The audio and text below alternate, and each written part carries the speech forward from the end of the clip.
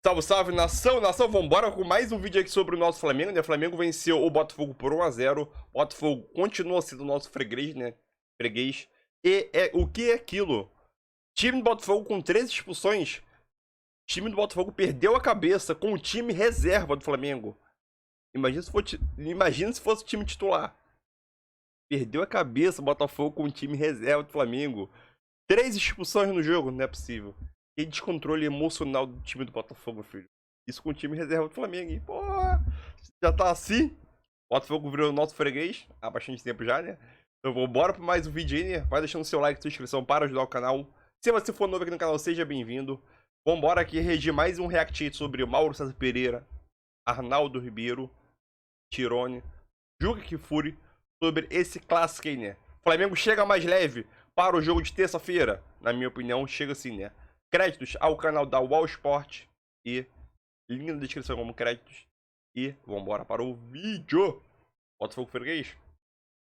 Dutra, e vamos ao clássico, que na verdade não foi no Rio de Janeiro, foi em Brasília, mas pelo Campeonato Carioca, 1-0 com os reservas do Flamengo, com os reservas, de 1-0 do Botafogo. Não é a primeira vez, né, que o Flamengo faz isso, jogando com os reservas. Ganhou do Botafogo, o jogo teve tudo, confusão e tal, mas o time do Flamengo com a molecada teve um comportamento muito bom, né, Mauro?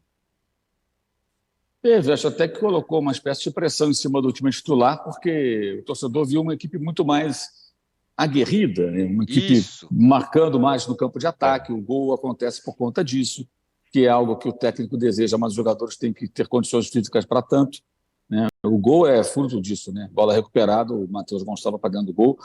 E para mim já tinha ficado claro na terça-feira, quando o Vitor Pereira colocou o Matheus Gonçalves no finalzinho do jogo contra o Del Valle, que esse menino é o queridinho da vez do técnico, não é por acaso, o moleque é bem impetuoso, né? Vai para cima, já tinha feito gol contra o Rezende, pega muito na bola, toda hora está com a bola no pé e parte para a jogada individual, tabela, jogada rápida, tem só 17 anos, e acho que se bobear, ele entra nesse jogo terça-feira agora, amanhã, hein?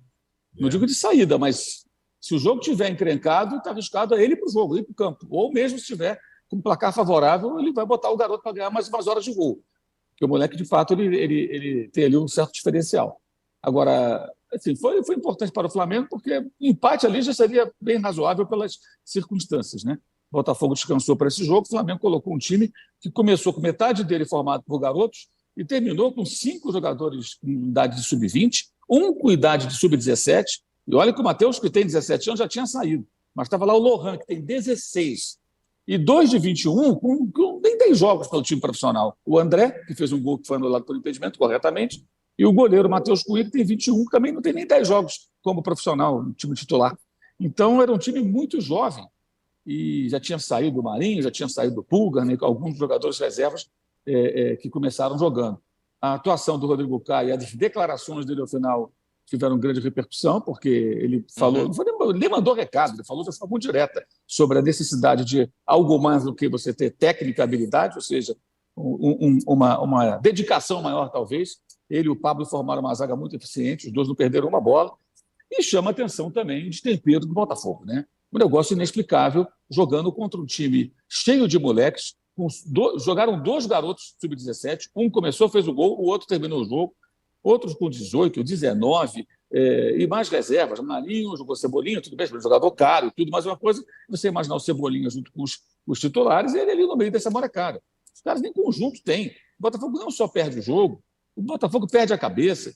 A arbitragem anulou um gol do Botafogo corretamente, havia ali impedimento.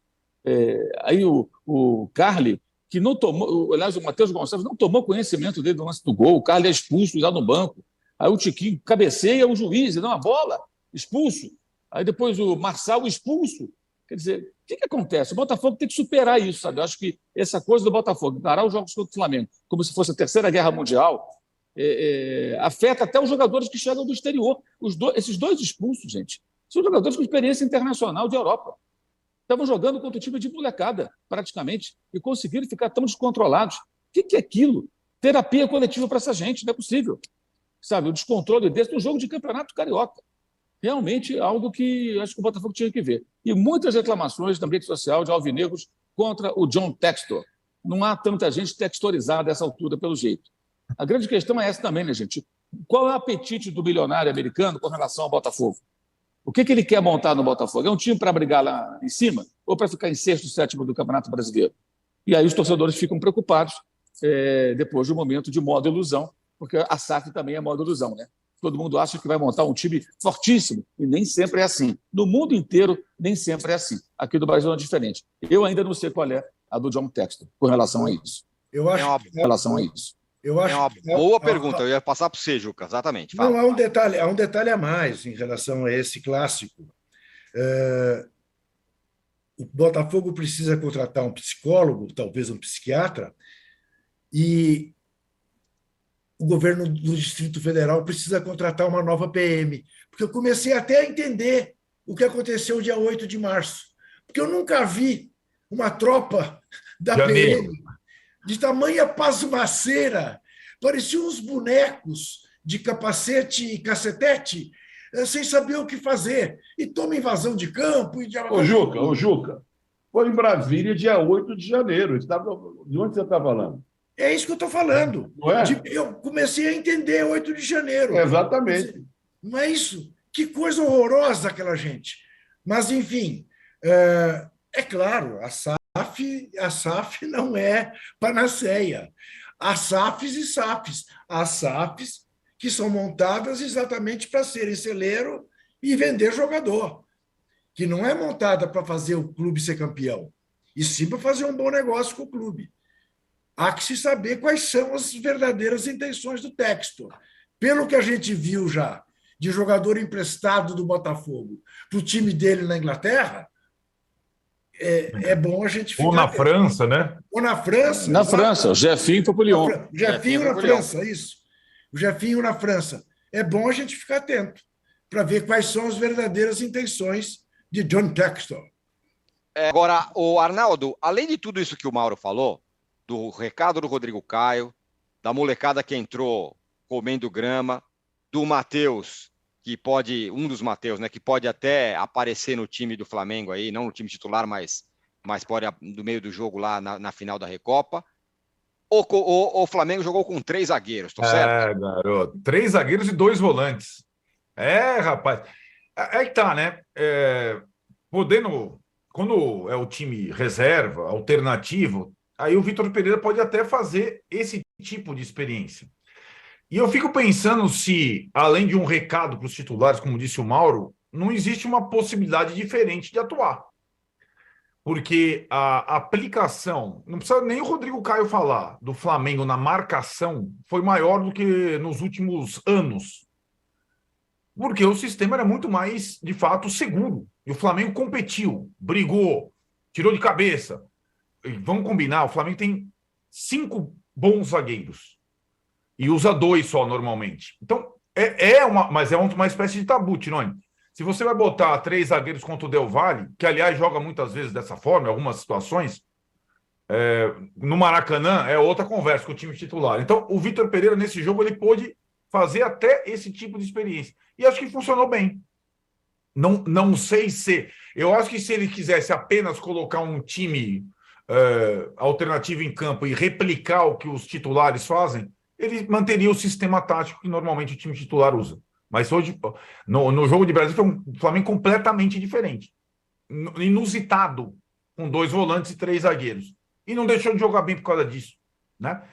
E acho que, em relação ao adversário, vocês falaram tanto do destempero do Botafogo. Teve o destempero do Botafogo contra o Vasco também, né? 2 jogadores expulsos no primeiro tempo. Nos últimos jogos foram 5 expulsos. Pois é. Então, assim, contra o Vasco, jogou o segundo tempo inteiro com 9 jogadores.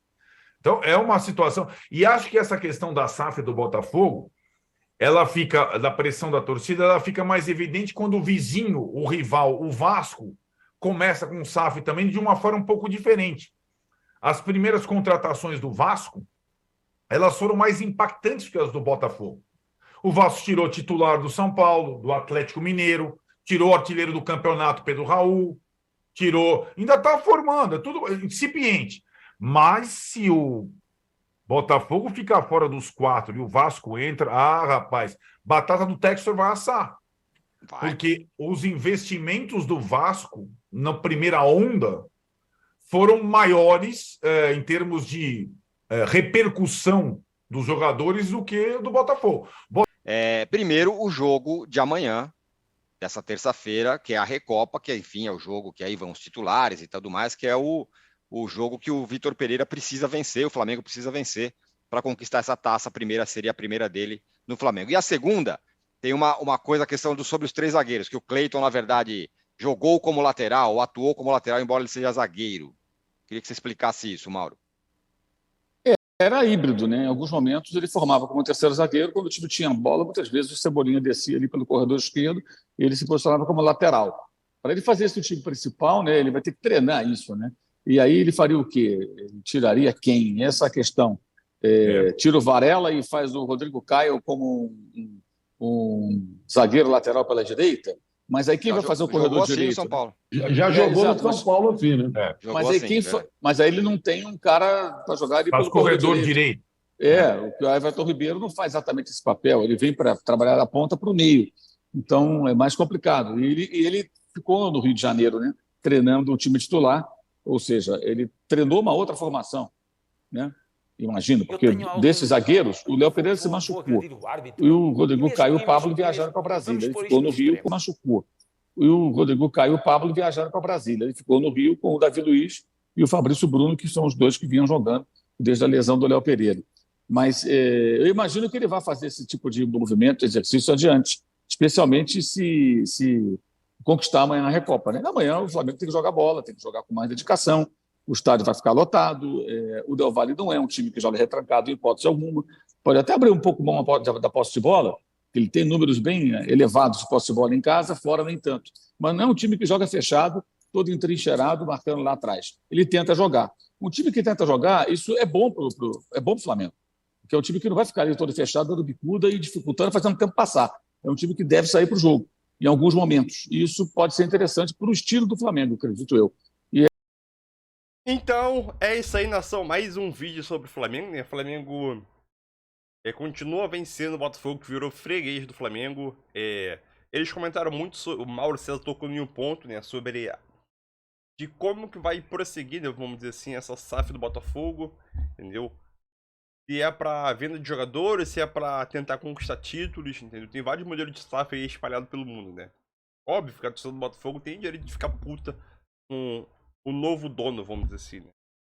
E o Flamengo, o Matheus Gonçalves, ele, sinceramente, a cada jogo, ele tá impressionando mais gente, entendeu? Matheus Gonçalves, na minha opinião, ele deve entrar nesse jogo agora contra o Del Valle nessa terça-feira agora, o jogo de volta. E só tá ganhando rodagem, né? O time alternativo do Flamengo é um time que algumas peças estão pedindo passagem dessa formação de 3 zagueiros. Eu creio que o Vitor Pereira não deve utilizar no time titular, porque senão teria que treinar. Sinceramente, eu acho que é uma coisa que não deve acontecer, né? Paulo Souza já tentou implementar isso, mas não deu muito certo. Eu acho que o Vitor Pereira não deve seguir essa linha de 3 zagueiros. Manter a formação lá com 4 defensor, 2 zagueiros, 2 lateral. E ele tem que dar um jeito. Será que o Vidal vai ser titular? Jogou bem no jogo de volta? Eu acho sim que o Vidal deve ser titular sim, né?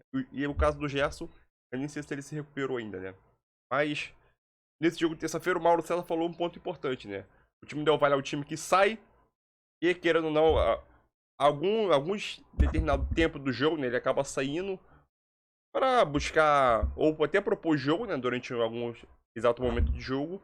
Isso, querendo ou não, acaba deixando espaço pro Flamengo, né? Então, o estilo do jogo do Del Valle jogando fora de casa, também, querendo ou não, ajuda o Flamengo, e não só ficar na retranca como alguns times que o Flamengo joga no Maracanã faz, né? Geralmente, os times que vêm jogar com o Flamengo no Maracanã vêm pra retranca, é isso. Retranca, contra-ataque, retranca, contra-ataque. O Del Valle é diferente disso, né? E já demonstrou isso em vários jogos contra time brasileiro. Jogando em casa e fora de casa também, né? É isso aí, tamo junto. E um abraço pro nosso Botafogo freguês. Com todo respeito, é claro. Valeu!